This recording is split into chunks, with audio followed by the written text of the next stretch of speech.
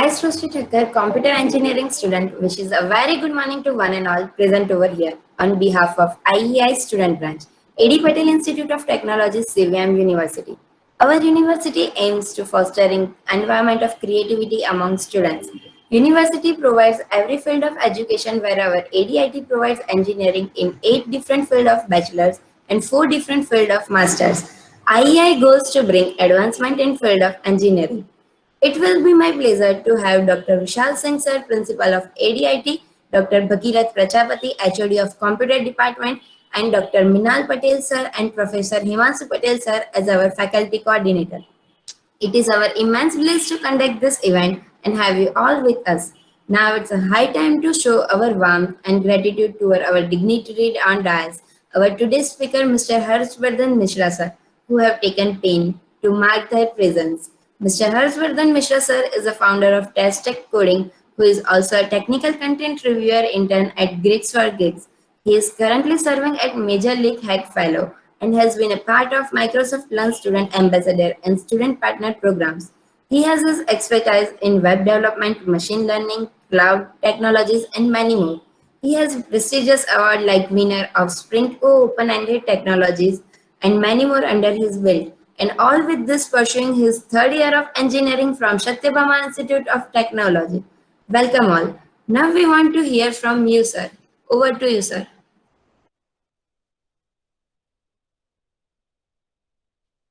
Good morning, everyone. Am I audible? Good morning, sir. Yes. Okay, so I will start presenting my screen.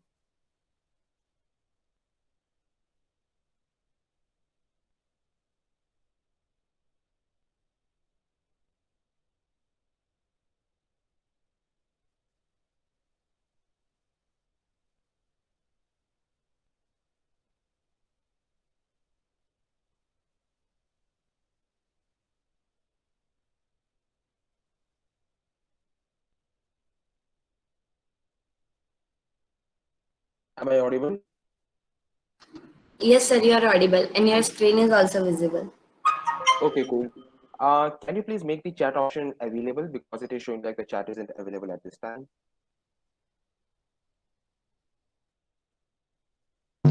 Done, sir. Okay, so let's start with the session today.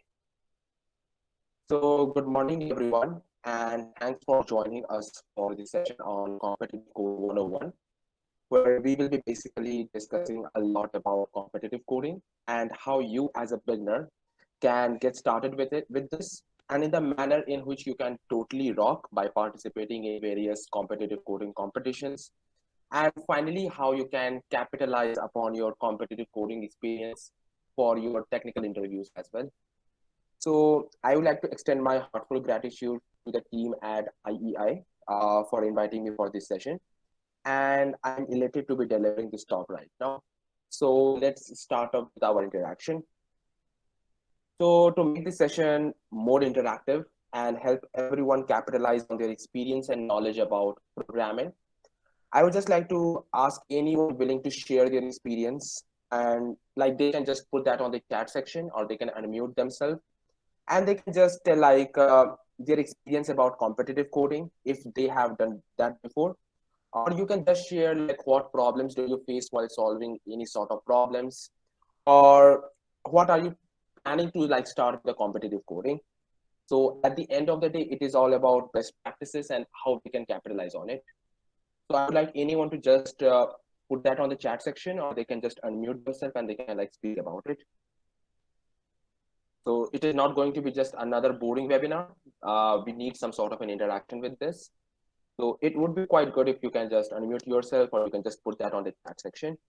Or you can just say that, yes, you have done competitive coding, or no, if you have not done competitive coding.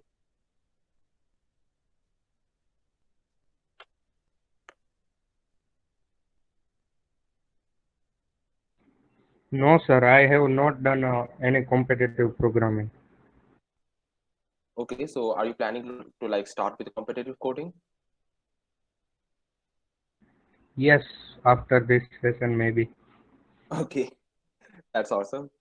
If you have done competitive coding, you can just put a yes on the chat section. Or if you have not done any competitive coding, you can just put a no. So in this way, I can identify that, yes, there are some people who is actually familiar with this subject. Okay, some people have started. They are facing little problems, while some of them have not yet started. Okay, so that's quite an awesome statistic. Many of the people don't know about competitive coding or they are just starting up. So this session will be exactly for beginners because I will not be covering many intricate parts about competitive coding because that would simply extend the whole session duration. But yes, I will be covering on some important strategies that you can follow and how you can solve some good problems. So I will just show you an example about that and how you can like practice on various competitive coding platforms. So let's get started off. Let me start off with a general introduction to myself. My name is Harsh and I am a Major League Hacking Fellow. And I'm currently working as a mentor at OpenMind, where we develop private AI models, and a technical content reviewer intern at GeeksforGeeks. And I hope that majority of you know about GeeksforGeeks. Literally, it is the largest platform for all sort of articles about programming, software development, and all. So over the past few months, I have been a participant as well as a program administrator for various open source programs, namely Student Coding, P Club Summer of Code, Hacking Codes, and semester-long projects. Besides these, I'm a third-year student at Satyabama Institute of Science and Technology, and I love to work with web development, data modeling, and algorithms. So I have been doing competitive coding for the past 2 years, and I guess that was done on various platforms like HackerRank, HackerEarth, CodeChef, LeetCode, and all that. And I have capitalized on that experience to go through many technical interviews and competitive coding contests.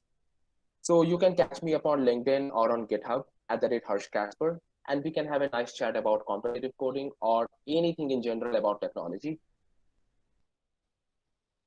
So in this session, we will be covering an introduction to competitive coding and some of the most important questions that revolve around it, like what is competitive coding, how to start doing competitive coding, how you can find the right platforms, the competitive programming communities, and finally, we will be reaching the end point. I missed one agenda that is like some of the good strategies for solving any problem. So I will be giving you a brief demonstration on how you can solve a competitive coding problem. And it will be a very simple one, so you don't need to be an expert in coding or data structures and algorithms. So let's get started up. If you have got any doubts or questions, you can just put up in the chat section. And if I complete one agenda, I will be taking a look at the chat section and then I will try to resolve your doubt then and there. So please try to stick till the end if you want your doubts resolved. And I will be doing my best to help you resolve all the doubts. So what is competitive coding actually? So defining it in technical terms, it is just a mental sport where you have to solve a problem using the programming tools within a fixed time and space complexity. So competitive coding has been designed and implemented in such a manner that foster problem solving, and it not only tests your programming skills, it also tests your problem solving skills. So it understands that you have the knowledge of the particular language you're coding in, and you also can capitalize on some of its most powerful features. So let's say if you are a Python programmer, then I expect that you know about lists, dictionaries, iter tools, and all that. If you are a C++ programmer, then I guess you know about standard template libraries. So each and every language has got some of its powerful features, and in competitive coding, you need to solve the problems using them. So it is not just about verifying your knowledge about that particular programming language. It is about verifying if you have a particular skill set of solving any sort of a real world problem. So let's discover like what is competitive coding with much more depth. So in the last few months, I have been doing a lot of competitive coding because of this COVID-19 lockdown on platforms like HackerEarth and CodeChef. And in my personal experience, it is always an adrenaline rush. So every time a contest starts, you're always excited about this, about the prospects that you will have while solving any sort of a problem. But the situation is not always the same. So many times the competitive programmers, especially the beginners, they get frustrated and they just end up in a pause for weeks and months before they can pick themselves up and get started doing it again. So competitive programming is demanding, and it not only takes your insight on the problem, but also the intuition that you hold while solving that particular problem. So if I'm giving you any sort of a competitive coding problem, it is not, I don't want to see your language skills. I want to see how good you can approach that problem and how well you can solve it using the data structures and algorithms. So in competitive programming, there is not a shortcut, there is not a trick. And many times it happens that people just freeze out seeing a question. So if it is quite possible that you are going in a contest, you see a problem and you just freeze out. It is not that they don't understand the problem, but sometimes it happens that they don't know the correct way in which they can solve this problem. If I just take a very simple example, then I can give you a search problem, which basically requires some sort of a search algorithm. And this can be solved using linear search, or it can be done more efficiently using binary search or using Fibonacci search. So to solve each and every problem, there are multiple ways, but sometimes we need the best way to solve that particular problem. So let me just take a very popular example from our time. So I expect that as engineering students, you all must have heard about joint entrance examinations, basically the JEE. And even the colleges, like they conduct their own entrance examinations. And these are basically conducted to induct the students in their undergraduate programs. Basically, Sir, sorry to disturb you. This is one request. Please आपका voice थोड़ा ज्यादा करो please sir. okay. Is it clear now? Yes sir, it's better now. Just let me know if my voice starts cracking again. Sure sir, sorry sir. Yeah, no issues. Okay, so most of the concepts that are being taught, like basically in these programs for like getting inducted in top ranked institutes and colleges, like they basically revolve around the same concepts that we were taught back in our high schools, like basically the same laws of motion, the chemistry stuffs and all that. So if I give a similar question from JEE or basically any entrance examination to a class 8 or class 10 student, will they be able to solve it? So let's say I have a law of motion question and it revolves around some concepts around, I don't know, because I have not done any law of motion for past 3 years now. So if I just give that same question from that entrance examination to a class 8 or class 10 student, they also know the concepts. They also know that there are 3 laws of motion. So will they be able to solve it? Unless until like they are some sort of a genius or a prodigy, it is not expected from them to solve. So competitive programming is a similar subject. In Indian colleges, the majority of focus is laid upon learning new technologies and languages, but we never give attention on how we can solve the problems using them. So you might have learned problem solving techniques in your first year, I guess, data structures and algorithms in your second year, or some other topics like design and analysis of algorithm. Sorry if I'm missing anything out, but this is just from my own college curriculum. So we study a lot of subjects. We study a lot of things like algorithms, data structures, programming languages like C++ or Java. But what we is how we can use them to solve the problems. So we scratch the problem, we get to know some of the basics, but just like a secondary school student, we never dive deep into the stuff which requires us to solve some really complex problems. And this is what competitive coding teaches us. So basically, this whole thing is in a completely sports manner. You compete with your fellow programmers and you try to crack problems using the same concepts that you study every day, like searching, sorting, trees, graphs, and all that. So competitive coding requires a lot and a lot of hard work, dedication, and consistency, and all of which are like demanding terms. But we can achieve that with a combination of all three. So the first thing that you should understand about this sport is that competitive programming is all about attitude. So programmers like that we see around us are either developers who just keep brewing up like new projects, new development stacks like React, Node.js, or Django. While there are some people who just care about getting all the test cases passed on any competitive coding problem. So how to approach any problem in competitive coding? So this is just a brief outline which we will be discussing in detail in later slides. The first thing that you need to know while solving any problem, not just a competitive coding problem, is to understand it. Let's say we want to find the sum of n natural numbers. So the first thing that we need to understand is that what the problem is asking for.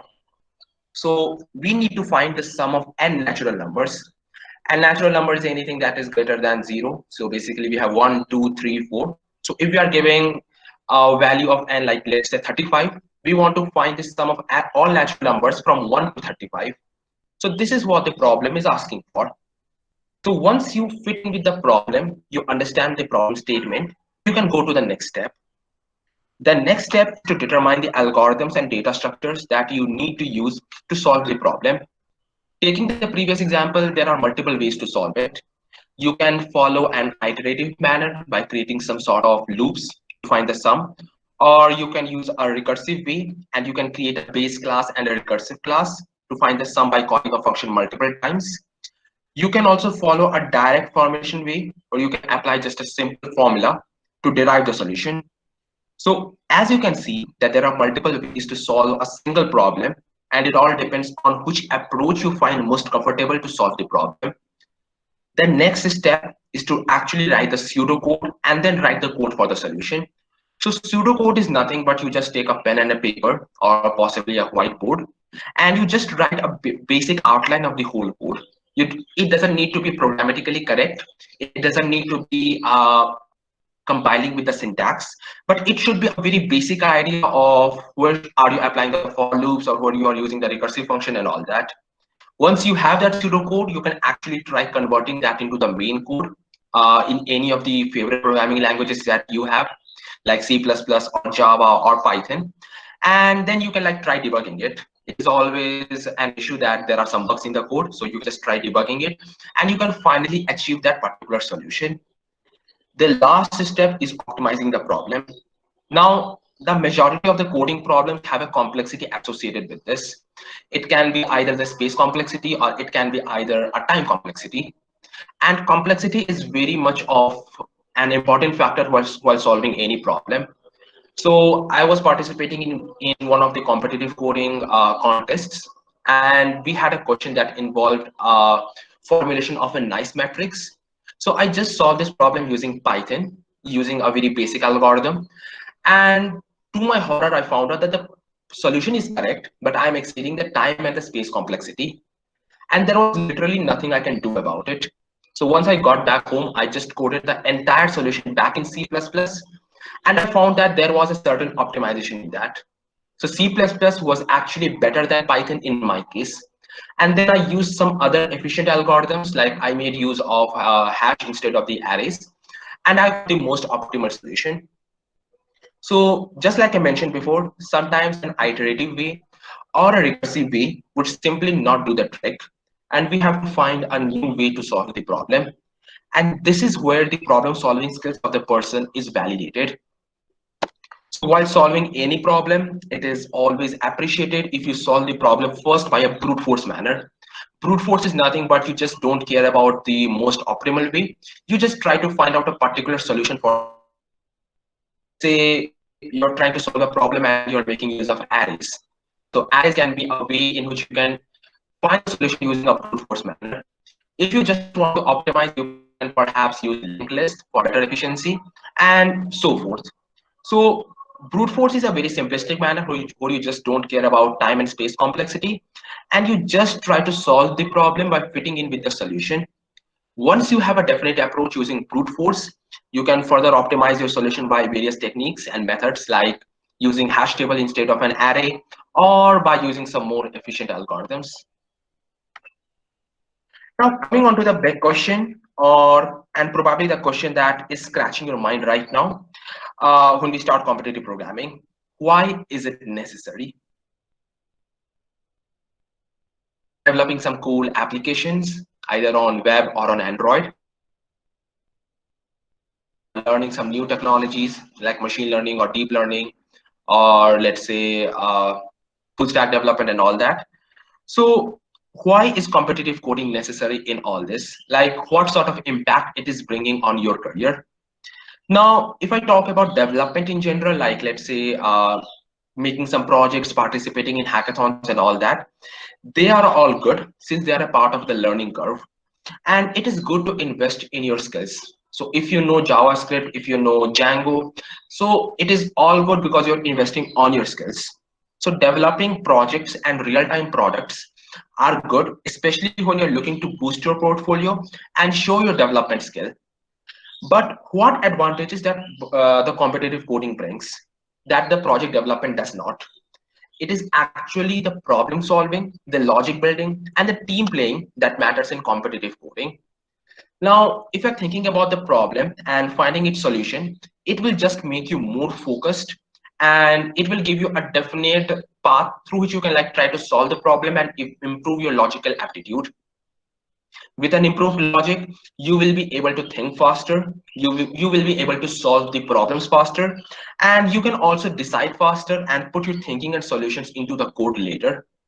So competitive coding is a guaranteed brain exercise for people who wish to ace the coding interviews and technical rounds like a piece of cake.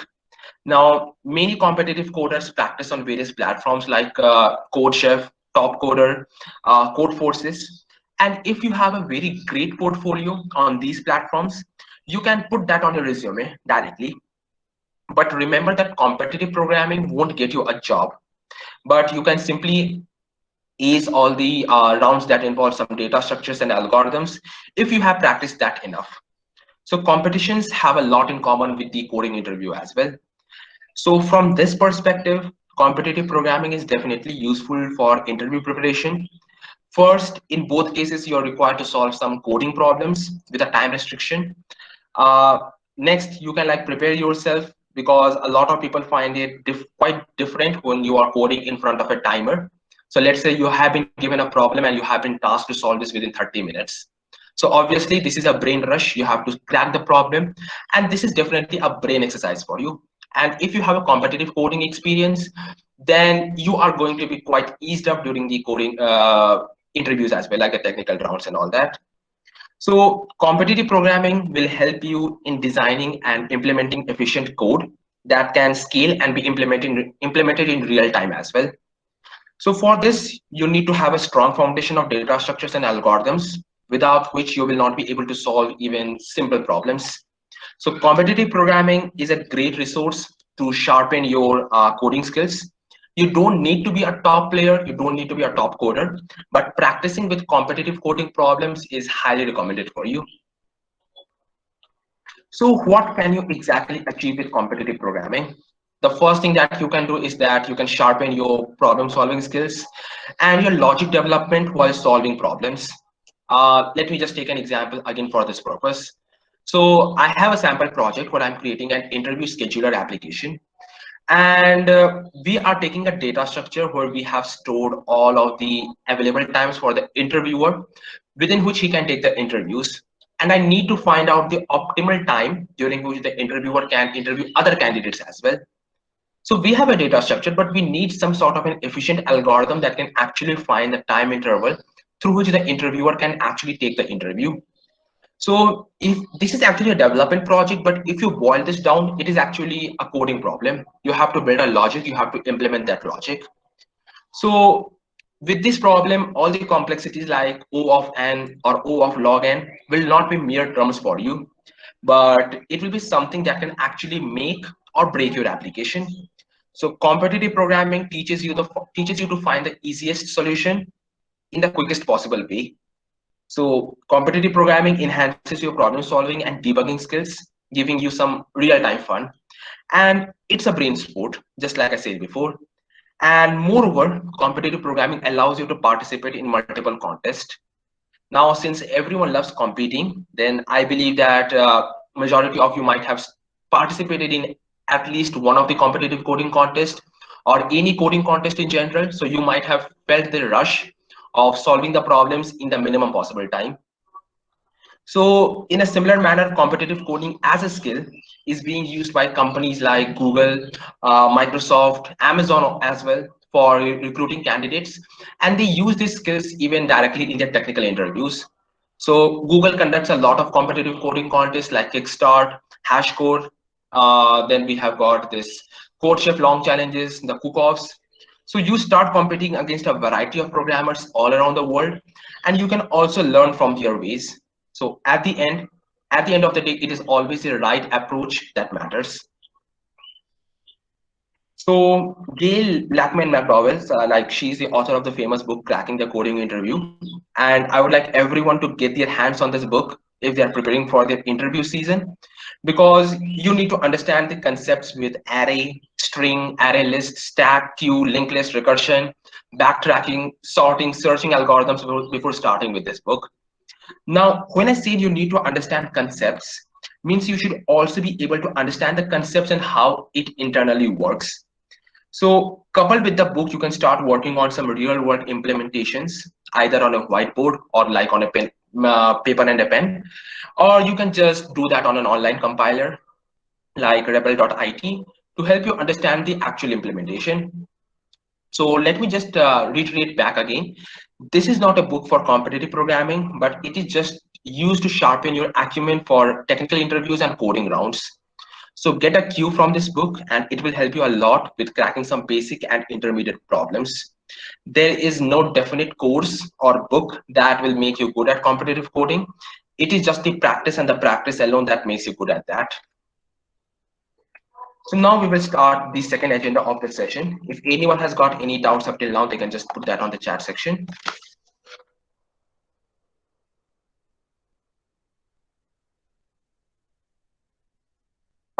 Is my audio all right now?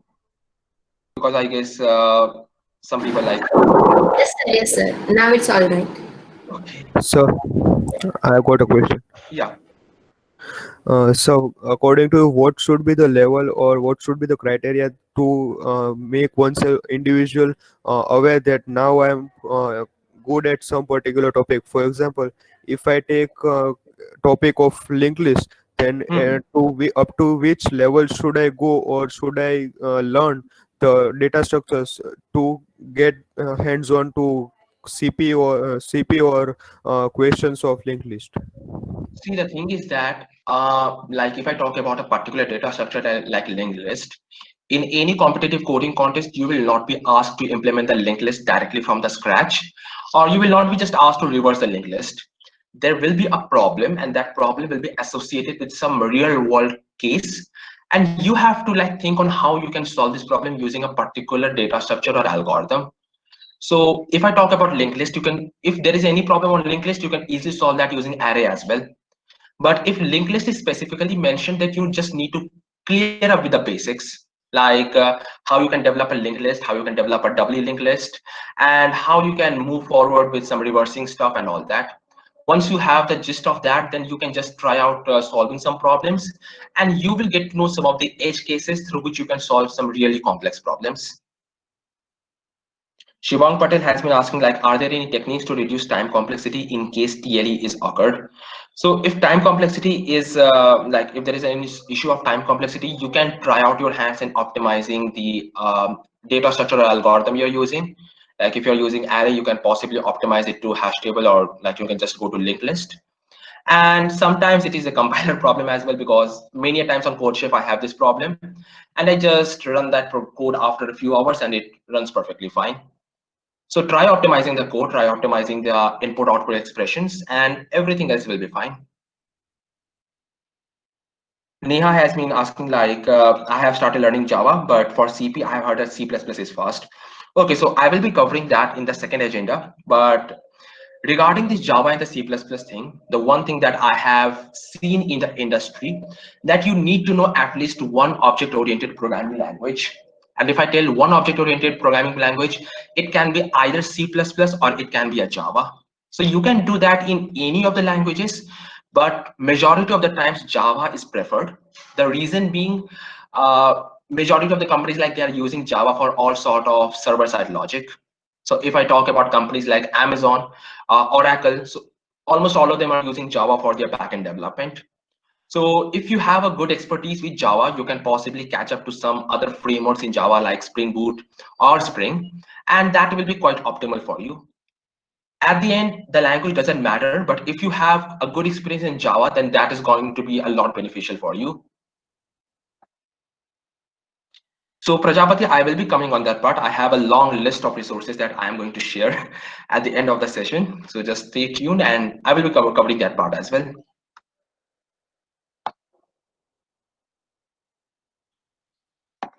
Okay, so let's start up. So let's start with the next topic of the session on how to start competitive coding. So I believe that most of the people now have understood that there is a tangible benefit to start competitive coding, not just as a sport, but also to get benefit in technical interviews where your problem solving skills are put to test. Now the intermediate question arises on how to start competitive coding. Now, if you just go online and search for courses on competitive coding, there are literally a number of courses, tutorials and approaches for the same. There is no definite approach of starting competitive coding, and it is highly unlikely that one approach would fit the puzzle for each and every one. But there are certain approaches that fit in best for everyone.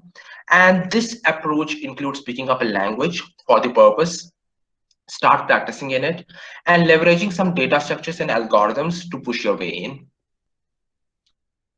Now, let's get started with the first question. What language should you code in? Now, there are multiple options for the same. And the more important question is that which language you are most comfortable with. The majority of the competitive coders I have met, like they basically code in C++, and there are tangible benefits with C++ as well. Like I will just explain that part later.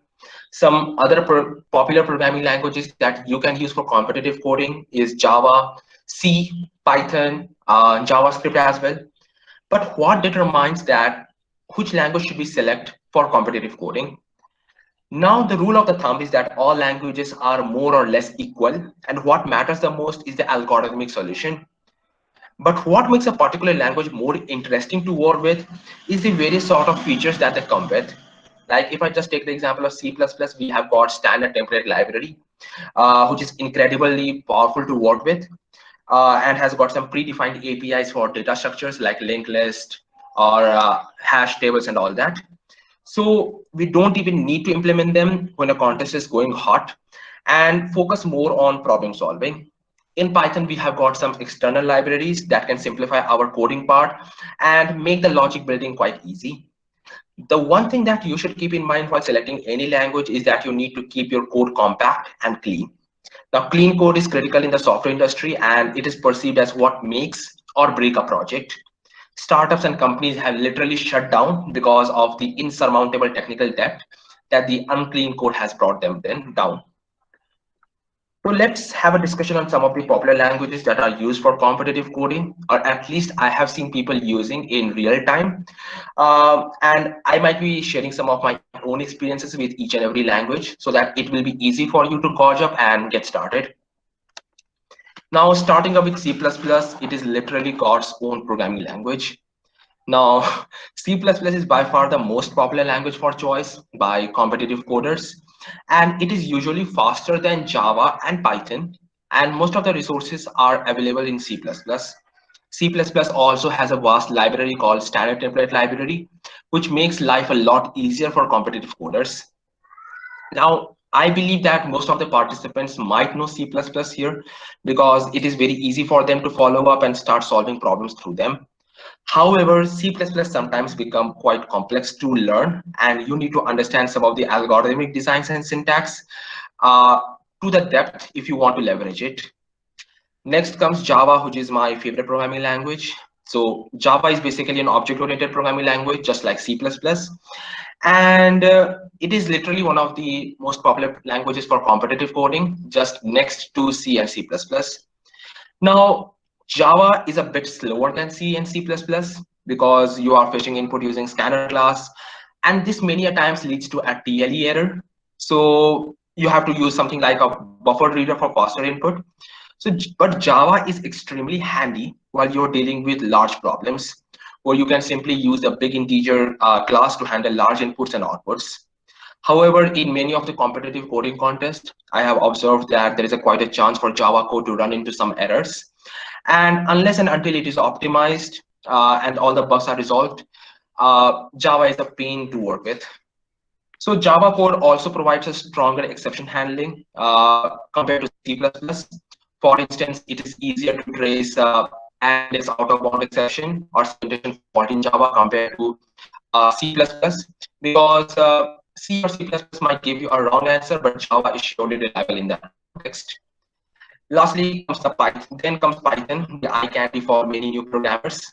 Python as a language offers very little in terms of safety checks. There is literally no variable declaration. There is no static type assertion, and there is no access control as well, like in C++. So the syntax has a very little redundancy, and Python does exactly what you tell it to do. This makes the language very appealing for beginners and for those people who don't have very good experience with programming. So one can just hop into the language and they can just do what is needed to do. Now, in Python, there is very little need for safety checks because there are a few things that can actually break. However, what makes Python a bit lackluster compared to C++ or Java is because it is very slow in comparison to the other two languages I mentioned before. Nevertheless, you can just optimize your code by following some design patterns, but it is highly advisable for new programmers to start with C++, in my personal opinion, so that they can leverage STL and get the things done. We have got some other languages like JavaScript as well, which is basically used in web development and software development interviews, because majority of the companies are using JavaScript in real time for supporting their application. So it is highly expected that you use JavaScript for solving the data structures and algorithm question. We have got Ruby as well, which is quite similar to Python. It is a scripting language and its syntax is very readable. So you can like also follow Ruby for competitive coding if you're comfortable with that, because it is quite flexible, it is quite easy to learn, and it has got a lot of readable syntax.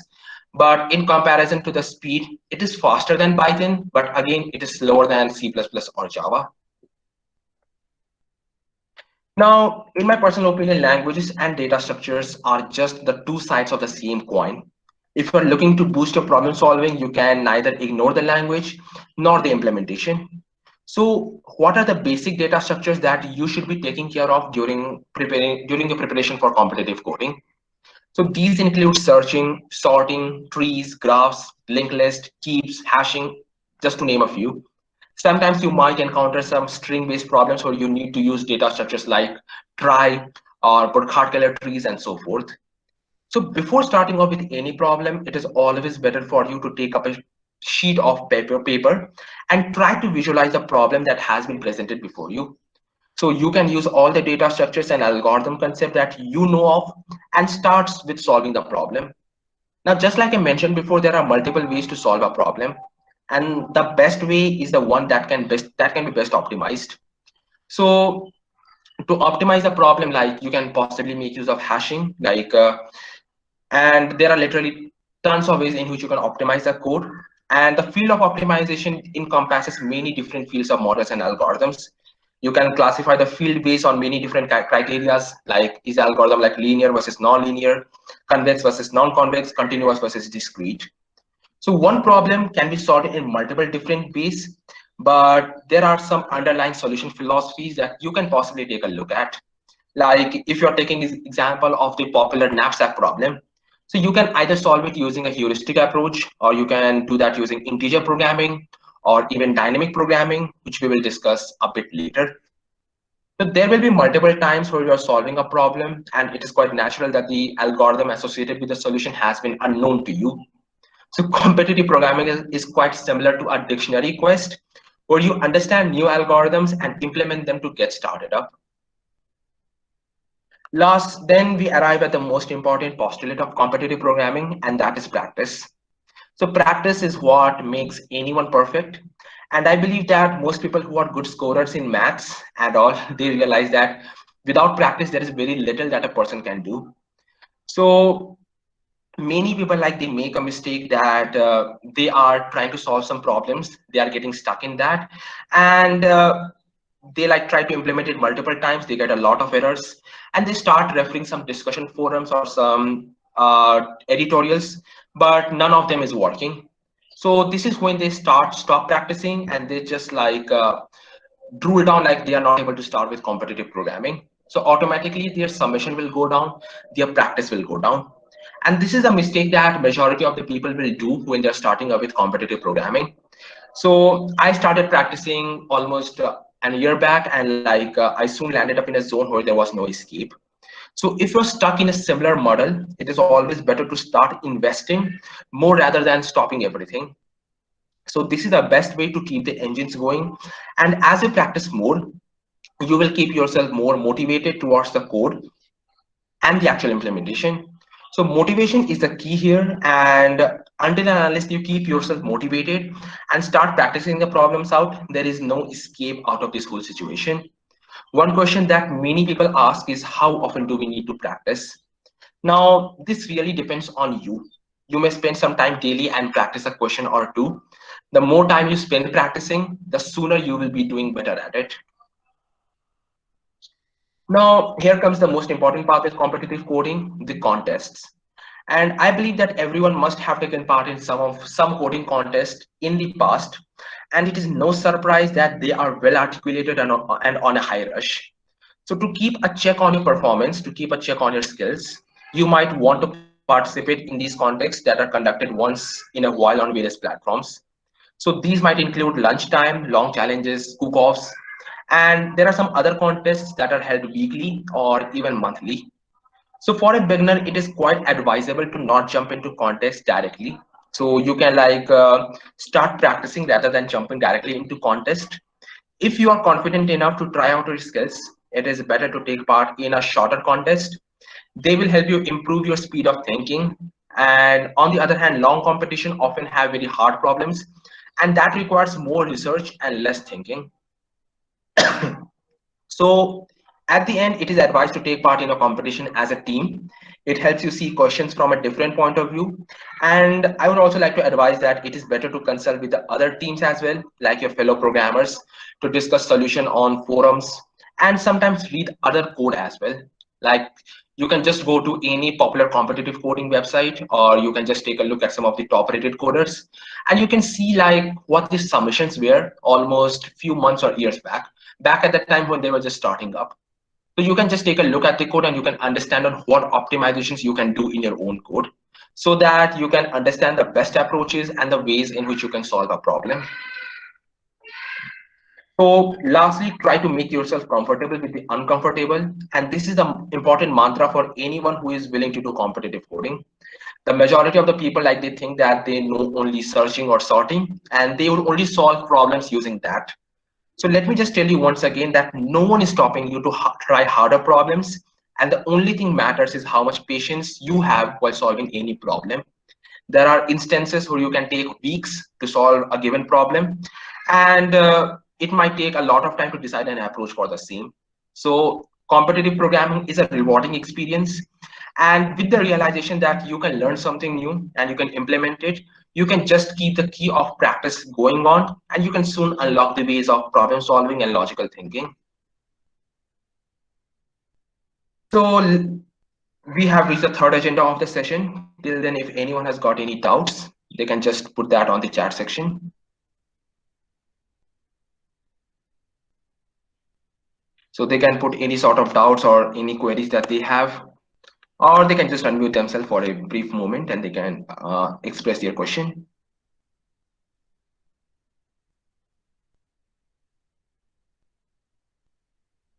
If everything is all fine, you can just put a yes on the chat section, and this will help me know that yes, everything is going fine.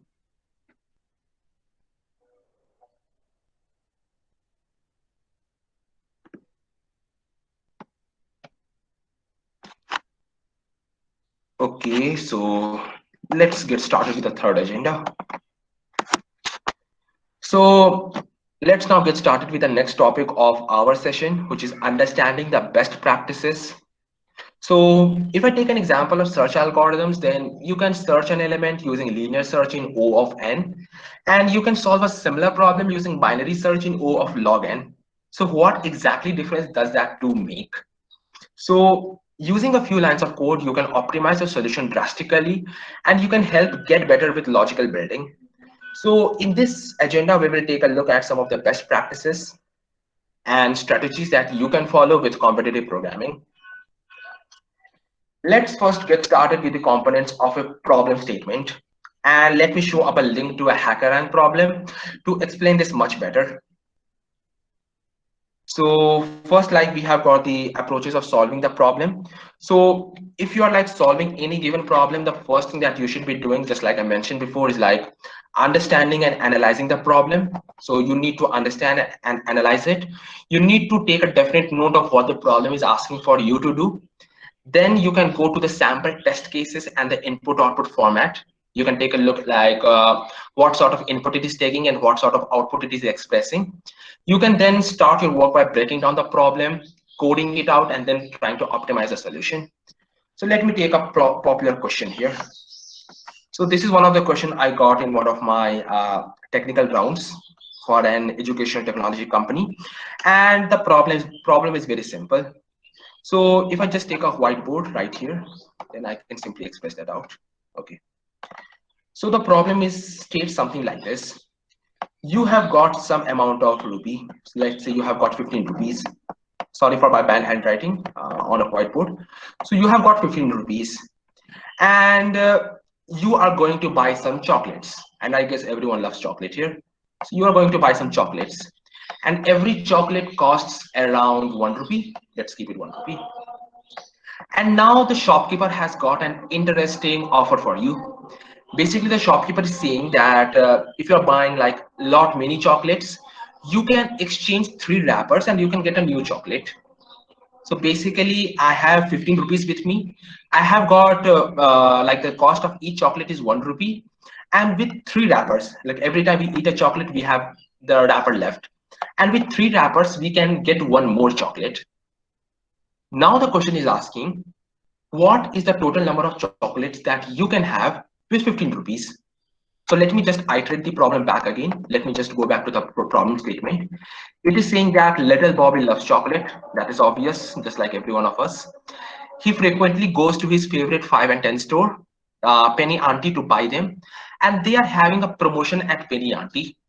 If Bobby saves enough wrappers, he can turn them in for a free chocolate. So for example, Bobby has n is equal to 15. Like basically Bobby has 15 rupees to spend on chocolates. And each chocolate cost 3 rupees each. We have basically taken an example of 1 rupee each. They have taken just 3 rupees each. And he can turn them in for like m is equal to 2 wrappers to receive another bar. So he can exchange 2 wrappers to get 1 more chocolate. So the basic agenda is same, just the values are different. In our case, we have got 15 rupees. The cost of each chocolate is 1 rupee. And you can exchange 3 wrappers to get 1 chocolate. So he turns 4 of them, leaving him with 1 for 2 more bars.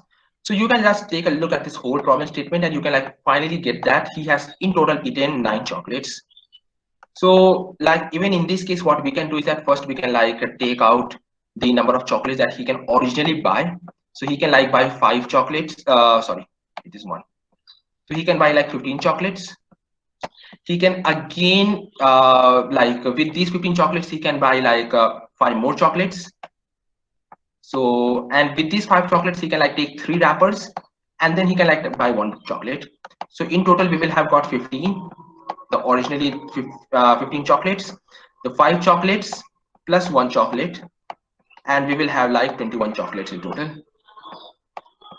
So we have a similar problem. We will be given the amount of money that a particular person has, the cost of each chocolate that he's going to buy, and with how many wrappers he can get 1 more chocolate.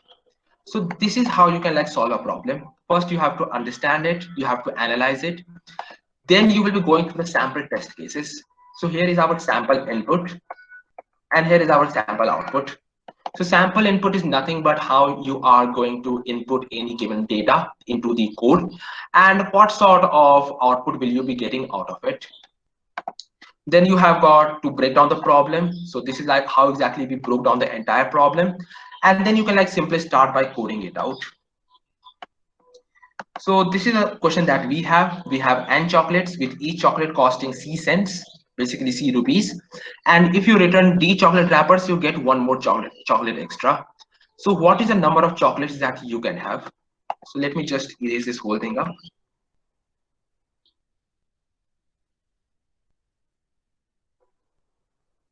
Okay, so basically we have got n number of chocolates that we can buy. Each chocolate will cost C cents, and with D wrappers we can get one more chocolate. So we have got these three values, basically the input format, and we need to just see that what is the total number of chocolates that we will be getting. So can anyone just give a very brief idea on how you can solve this problem? I have derived it mathematically, but I just need how you can do that using the coding part. So anyone can just put that on the chat section, or like they can unmute themselves and they can speak about it.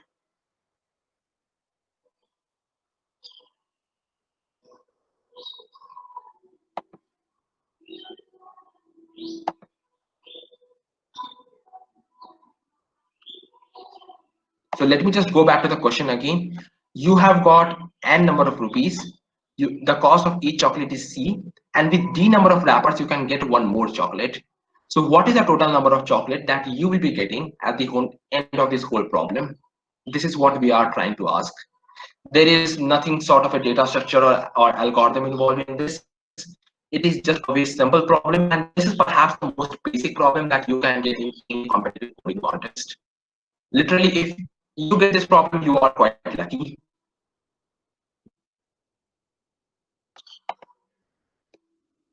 Okay, so Kaushal has seen like, while n is greater than 0, we can add n to the sum and divide n by 3. Yes, so this is one good solution to this. So let's take a look at the ways in which we can solve this particular problem. So first, let's understand the logic. You can exchange 15 wrappers like for 5 chocolates, and now you have 15 chocolates without wrappers and 5 with wrappers.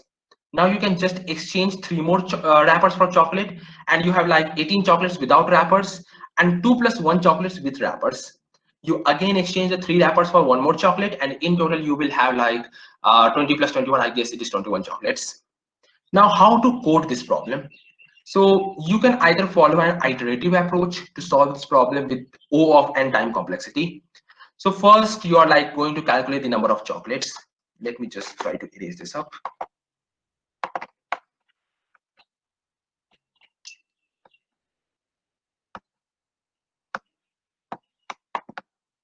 Okay, so first we have got the amount of money that we have is 15.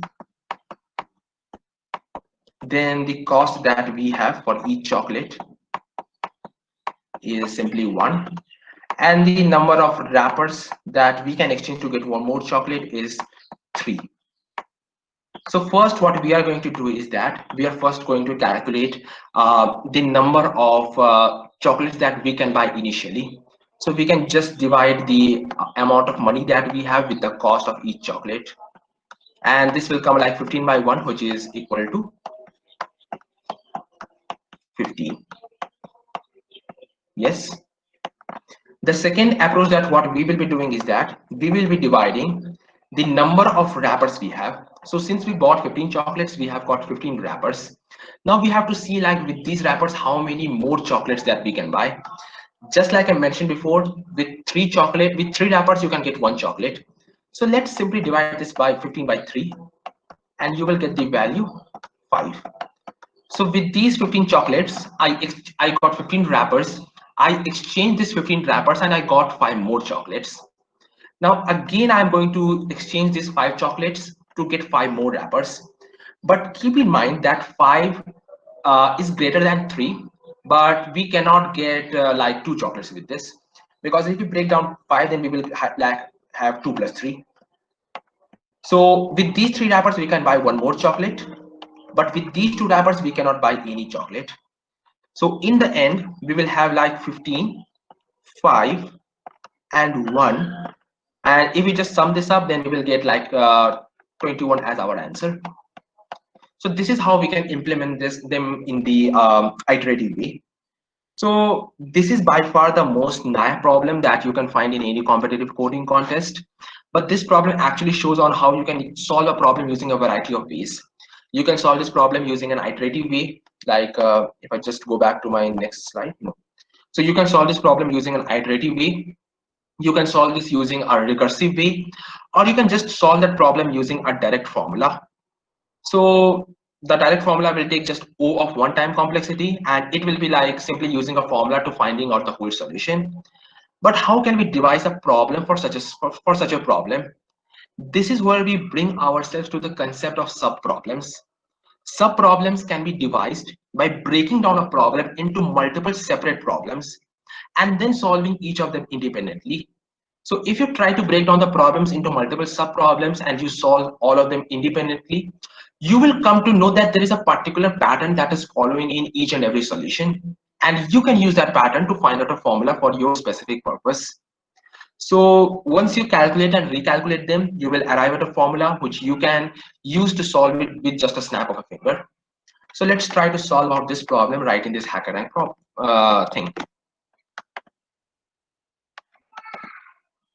So basically, majority of the code on HackerRank is already pre-written. Let me just switch to some other mode. Okay. Yes. Okay. So majority of the problem. No, let's keep it at light. Okay. So majority of the solutions in HackerRank is already pre-written, so you don't need to write all these driver code like for inputting and outputting. We just need to write the main logic of the code right here. So first, I hope that majority of you already know Python, because I'm going to use that because of the simplicity. So first, we are going to find the total number of chocolates that we can buy initially. So N is the amount of money that we have, while C is the cost of each chocolate. So let's calculate that. Done. Okay. So we have the total number of chocolates. Then we store it safely in some other variable because we don't want to tamper with this. And just like one of the participants mentioned, Kaushal mentioned, we are going to follow the same logic. We will be implementing a while loop that will be keeping running until and unless the number of wrappers that we have is lesser than the required number of wrappers we need to exchange for getting one more chocolate. So let's keep it at okay, M. Now next what we are going to do, so first we will decrement the number of wrappers that we have, and then we are going to increment the number of chocolates that we get, and finally we just increment the number of chocolates that we have on the end. Lastly, we just return the total. If I just run this code, okay, so the first two sample test cases have passed. So each and every problem has got some sample test cases that will be used to validate the logic that you have written and the output that you should be getting. And then you have got some other test cases. So basically for this problem, there are literally 10 test cases. And you have to solve each and every test cases if you want to get this problem done. So sometimes it happens that you will fail one or two test cases, and you have to find out different ways in which you can optimize a given solution, or you can find out ways on that particular test case where you're failing. Like for example, you might be expecting that you are getting positive numbers from the problem, but sometimes the test cases are making use of negative numbers as well. Sometimes you will be expecting that you will be getting an array of some length, but you have just got an empty array. So you need to take care about a lot of edge cases, and you need to optimize your solution using that.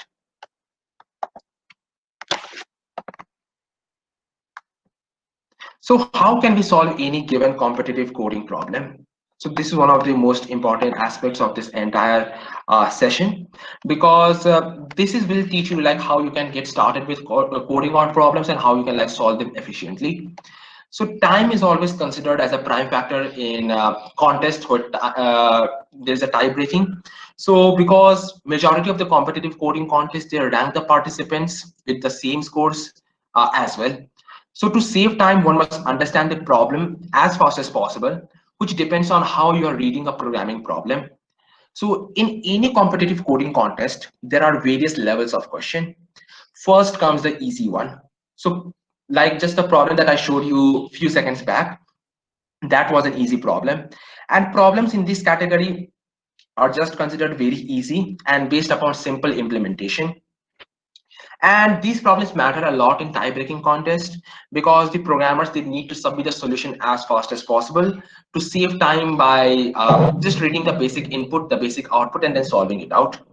So if you get an easy problem, just try to take a look at the test cases first, the input and the output format that is explained in the problem statement, and try to code out the solution by a brute force manner. Most of the time, this comes out to be more sufficient to solve out any given problem. Now, there are some problems which are not based on data structures or algorithms, and they are primarily aimed to test your analytical skills. So in this case, you don't need to like use some sort of a data structure or algorithm, but that will be based on a completely mathematical concept or some string implementations. So if you're trying to solve out those problems, try to read the problem first. Try to avoid the story part because some of these problems will have a long story. Just like I showed you before that there was a boy and he loved chocolates at a particular shop. So there was a story, try to skip that part. And then like you can just read the problem once and you should be like sufficient enough to solve that out, and just take enough cares to like not to miss any of the concept or miss any of the important parts, because if you miss them out, then there will be obviously a case where you will be missing an edge test case. While solving intermediate problems, which are like usually based on some sort of a data structures or algorithm, the first thing that you need to do is to read the question at least twice. So if you're not able to understand the question, read it as many times as possible. And unless you figure out what the problem is asking, don't try to attempt the code for it. Once you get the logic, once you understand the problem, it's all about coding it down in your favorite language of choice. Always refer to the question while coding, and you can write down the name of the variables on a whiteboard or on a paper that you need to declare, and some of the formulas that are mentioned in the question so that you don't forget in the long run. Some of the programmers, while solving complex problems, tend to have a mathematical proof before they start coding. So, except in some cases like combinatorics or number theory based problems where you need to do some algebraic computations and find some closed form expressions, you don't need to do the proofs on a paper. You can just do the proofs in your head and you can then try to attempt that particular problem. If you are a beginner level coder, I would suggest you to spend a little more time working out the path from the question to the solution in your head. Once again, you don't need a rigorous proof or a sketch, something like that, but you just need to have a mindset for solving that particular problem. If you do this a few times, you will start internalizing the whole process, and it will happen much more quicker for any sort of a problem. After you have coded out the best algorithm, optimized it for the best case of time and space complexity, and satisfied all sort of test cases, you can then submit a solution. Repeat the process unless and until you receive the accepted signal, which shows that your solution has been accepted to the problem successfully. Let's now discuss the most important technique that you can like use to solve competitive coding problems. And this is dynamic programming.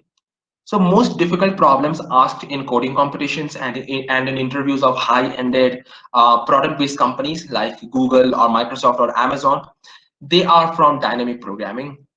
And dynamic programming as an approach to problem solving is discussed in almost every algorithm book. But in most of the books, DP is just a concept, and it is completely lost behind all sort of difficult problems. So why do we actually care about dynamic programming?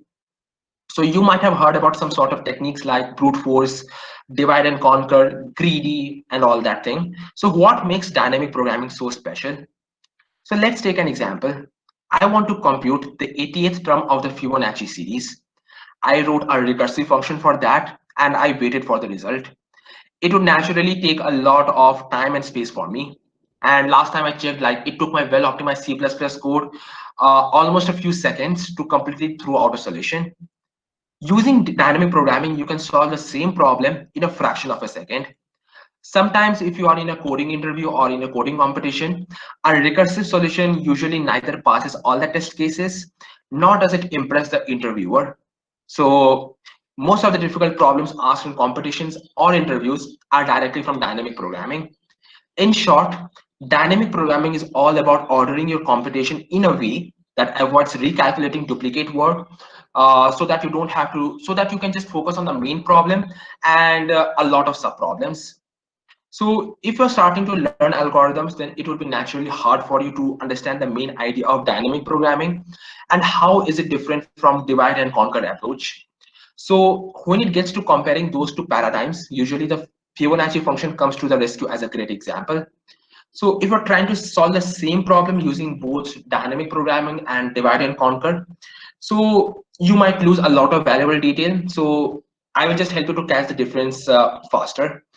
Both of them work by recursively breaking down a problem into two or more subproblems of the same or related type. And usually these become simple enough to be solved directly. So the solutions to the subproblems are then just combined to give a solution to the original problem. Dynamic programming approach extends the divide and conquer approach with two techniques, and they are namely memoization and tabulation. And both have a purpose of storing and reusing the subproblems so that they can drastically improve the performance of your code. So memoization are basically mentioned as top-down cache filling. It refers to the technique of caching and reusing the previously completed results. On the other hand, we have got tabulation, which is basically bottom-up cache filling, which is similar but it focuses on filling the entire entries of the cache. So computing the values of the cache is easiest done iteratively compared to recursive manner. So dynamic programming is an extremely hard craft to master, but once you have mastered it, keep confidence in yourself that there is nothing that can bring you down. So how can we solve any given dynamic programming problem?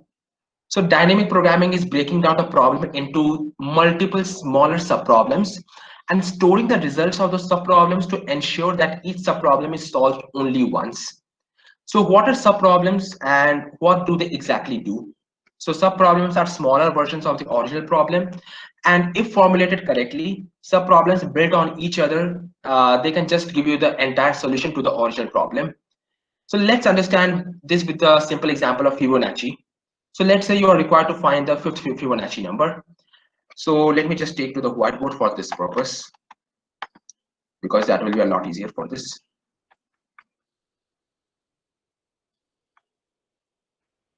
Okay, so let's say we are tasked to find out the fifth Fibonacci number. So let me just take a function fib and keep the argument as 5.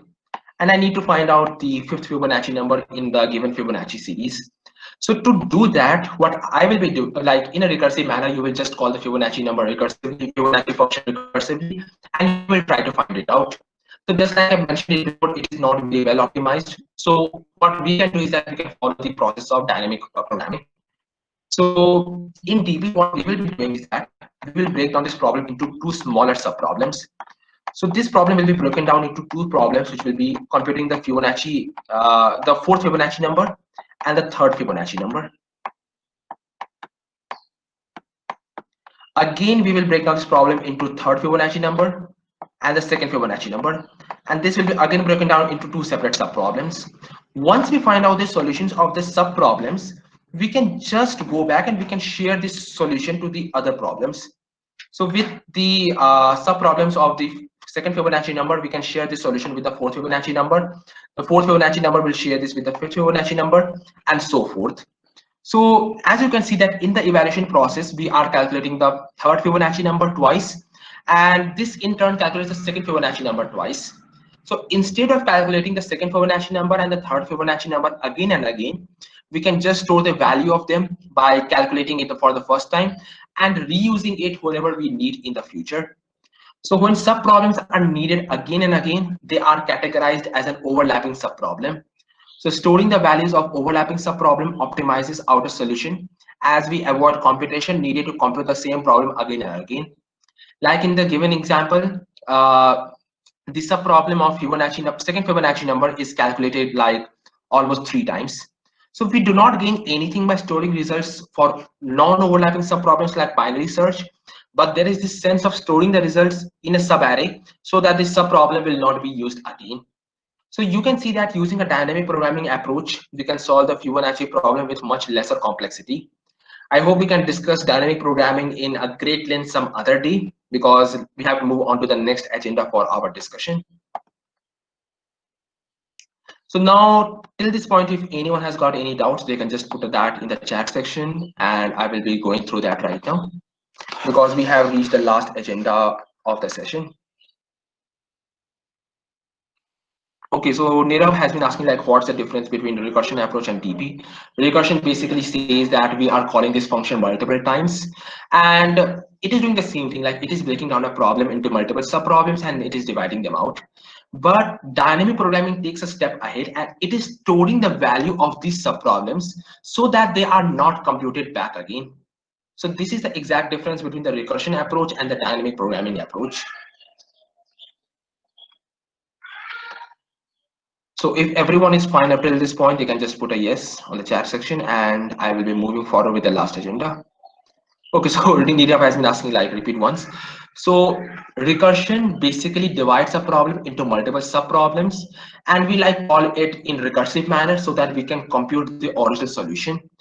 Dynamic programming takes a step ahead and what it does is that it breaks down the problem into multiple subproblems and it stores the solution of all the subproblems into some sort of a tabular manner, like basically either as a memorization or as a tabulation method. So you don't need to calculate the value of the subproblem back again. You can just like specify the value of that subproblem into some other subproblem and you can like basically compute the original problem. So compared to the recursion approach, the dynamic programming approach is much efficient and it helps to solve out the given problems with much lesser time and space complexity. Okay, so dynamic programming is a very tough concept. Like it literally took me months to understand the whole thing. And if you're going into any sort of technical interviews, do prefer to use dynamic programming to solve out a given problem because it is going to make the life a whole lot easier for you.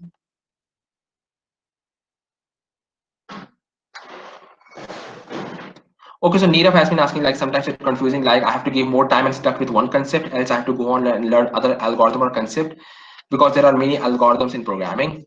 So if you are getting stuck with one problem that is associated with a particular data structure or algorithm, try to first clear out the concepts for that particular algorithm or that particular data structure. Because if you're simply jumping on the bandwagon and trying to know various type of algorithms and you're not implementing it, then it is simply of no use. So try to take up one particular concept, try to solve as many problems as you can till you clear up your concept with that. And you need to be familiar with it like the back of the hand. And once you have that familiarity, you can just move on to some other algorithms. Just like I mentioned that there are tons of algorithms that you can use to solve any given problem.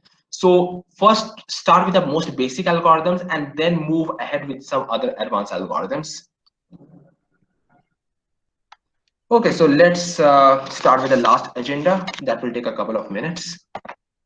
So now you have understood that what competitive coding is and how it can actually boost your problem solving skills and how beneficial it is like to understand coding in much depth. You might be asking the question like what are some of the best platforms to practice? Like you might be seeing multiple platforms, but which one is the most appropriate to get started with?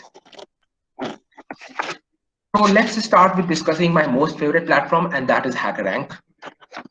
So HackerRank is by far the most popular website for practicing competitive coding, and it has got some awesome tracks for like solving for solving problems in various languages like C++ or Java or Python or some other languages like JavaScript and Ruby as well. So it has got an awesome separate track for problem solving and algorithms as well. If I just go back to my HackerRank dashboard, so you can see that there are a lot of languages like there is Ruby, there is the algorithm C, Python, C++, Java, and then there is a separate track for problem solving as well. So you can just click on this. And you have got a lot of problems in there. So you can pick up a particular problem. You can take a look at the entire problem statement. You will have a very cool editor for solving this out. And you can also take a look at the editorial. You can take a look at the discussions forum. You can take a look at the submissions that you have made. And you can also take a look at the leaderboard. So basically in the leaderboard, you can take a look at who has solved this problem. And there are a lot of people like who have solved this problem directly. So HackerRank is excellent for beginners who are looking forward to boosting their programming and problem solving skill. However, HackerRank doesn't have many contests nowadays. So you can use HackerRank as a yardstick for practicing competitive coding and get better at problem solving. Another platform is HackerEarth. and it is quite similar to HackerRank, and it holds weekly and monthly contests as well. Many companies also hold their recruitment drives over HackerEarth, which you can participate to get a gist of how technical skills, of how technical interviews are conducted. In addition, HackerEarth has got an awesome track named Code Monk, which is a weekly series to help beginners get started with competitive programming and data structures and algorithm. Groovy also has got a series of problems that can be used to practice competitive coding on their code kata platform, where problems are basically segregated based on the difficulty level and the topic of interest. Now let's come on to some niche platforms like CodeChef, CodeForces, and TopCoder. These platforms are designed for like hardcore competitive programmers, and the problems on these platforms are certainly well above a beginner level. So these platforms hold weekly and monthly contests, and they give like a proper rating to the programmers based on the performance in the contest. So competing on these platforms require utmost dedication, since you need to keep your rating intact, and in case your performance fails, your rating would also fall. So out of these three platforms, CodeChef is better suited for Indian audience, as their contests are held according to the Indian Standard Time. CodeForces is also an amazing platform if you are looking for a learning opportunity with an exponential curve. The problem statements are well defined on both CodeChef and CodeForces, and if you're a well-rated coder on these sites, it will definitely get you an incentive during interview rounds. Now there are some other platforms like LeetCode, GeeksforGeeks, which is great for interview preparation but not for competitive coding in general. The one line that we can associate with TopCoder is old is gold, because most of the great programmers have aced on this platform, and it is highly recognized in the industry. So it is basically a great platform for practicing out medium to hard level of questions, and fairly experienced programmers will certainly enjoy here. Now, next comes like what are the competitions that you can participate in. The first comes the ACM ICPC, which basically stands for the International Collegiate of Programming Contest, and it is a multi-tier team-based programming competition. It is literally considered as the Olympics of the programming competition, and it is quite simply the oldest, largest, and the most prestigious programming contest in the world. ICPC consists of basically two rounds, regionals and finals, and the regionals are like organized by local universities of different regions spread across the globe. The winners of these regional rounds of the contest get to represent the country in the world finals, and the pick of the crop from every regional site locks horns at the world finals. So other than ICPC, we have got Google code challenges like Hashcode, Kickstart, and CodeJam. I participated in Hashcode this year, and we luckily got a top 20 rank in that. And basically, Hashcode is a timed concept, and usually only one problem statement is given, which spans few pages, and you have to crack that problem using a very basic code.